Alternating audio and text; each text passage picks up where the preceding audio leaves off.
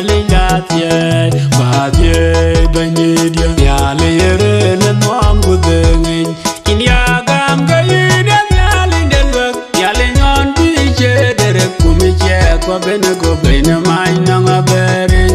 kukundan yolde adwom de chwere de chawe binang babel kayin ya ngof kayin ya konye nyale nyon tuikere tonu binang gayelwange bagare ya pir nyale yere na nwam gudengin inya gam gayide nyale ndelwek nyale nyon biche dere kumiche kwa bene go bene mai nanga bere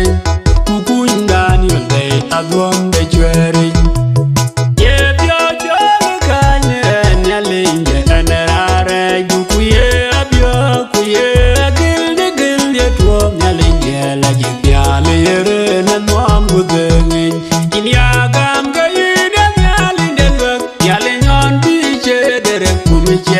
bene go bene mai nanga bere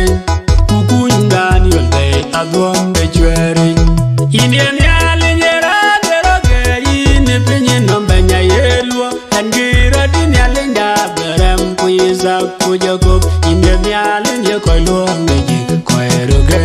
yale yere na nwam gudengin inya gam gayine yale ndelwek yale nyon biche dere kumiche kwa bene go bene mai nanga bere kukundan yolde adwom de chwere kumenyine gareje nyali kuwejereje weye ben kubaya bine nwam luijben nwamba nwabe kulchen tibiye kirdo baya tumbun jate benyali yepi yale yere na nwam gudengin inya gam gayine nyali ndelwek yale nyon biche dere kumiche kwa bene go bene mai nanga bere kukundan yolde adwom de chwere